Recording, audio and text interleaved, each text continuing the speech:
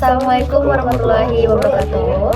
Perkenalkan, kami dari tim PBL 408. Hari ini kami akan melakukan praktikum lab 6. Stay tune. Selanjutnya, yaitu proses perakitan rangkaian sebagai bagian dari implementasi sistem MQTT. Pertama-tama, komponen seperti kabel jumper, ESP8266, dan DHT11 akan mulai dipasang pada breadboard sebagai media perakitan rangkaian. Kabel jumper digunakan untuk menghubungkan setiap pin antar komponen, dan koneksi akan dilakukan secara bertahap agar rangkaian tersusun dengan rapi dan sesuai. Baik, jadi sini kami menggunakan DHT11 yang pin outnya dihubungkan ke ESP8266 melalui pin GPIO 1 atau D1. Lalu untuk LDR-nya di sini kami menggunakan pull down resistor yang dihubungkan ke ground. Lalu di tengah-tengahnya ditambahkan kabel jumper untuk menghubungkan ke ESP8266 melalui pin K0. Di bagian ini, saya jelaskan cara menghubungkan sistem MQTT berdasarkan konfigurasi yang digunakan. Pertama, saya jalankan MQTT broker menggunakan Mosquito di laptop dan terlihat broker aktif di port 1883. Selanjutnya, saya cek IP address laptop menggunakan perintah ipconfig dan didapatkan IP yaitu 10 125 193 163. IP ini kemudian saya masukkan ke dalam kode Arduino sebagai alamat broker MQTT. Setelah itu, saya upload program ke NodeMCU yang berfungsi sebagai publisher. Kemudian, NodeMCU akan membuat jaringan Wi-Fi sendiri.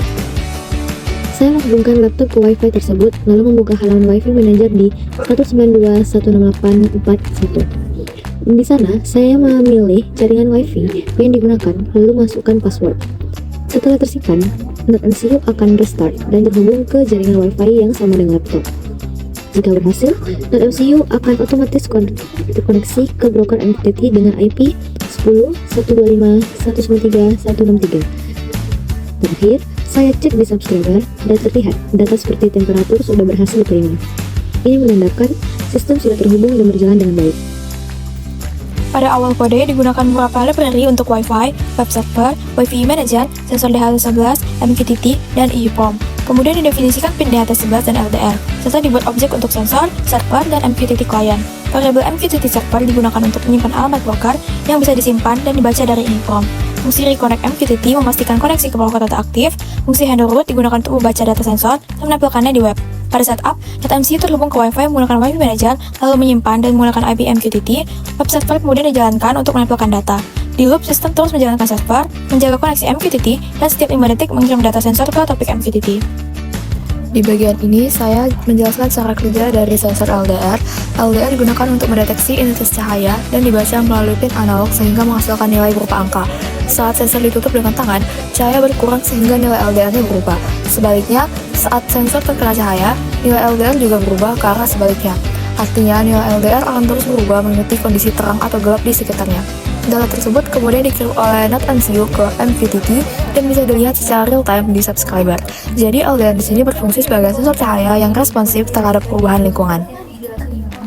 Selanjutnya, saya akan menjelaskan cara kerja sensor DHT11 yang digunakan pada praktikum ini. Sensor DHT11 berfungsi untuk membaca suhu dan kelembapan udara di sekitar. Pada program ini, sensor akan mengirimkan data berupa temperatur dalam satuan derajat Celcius serta nilai kelembapan dalam persen. Cara kerjanya, jika kondisi lingkungan di sekitar sensor terasa lebih panas, maka nilai temperatur yang terbaca akan meningkat. Sebaliknya, jika kondisi lingkungan lebih dingin, maka nilai temperatur akan menurun. Untuk kelembapan juga sama, tergantung kondisi udara di sekitar.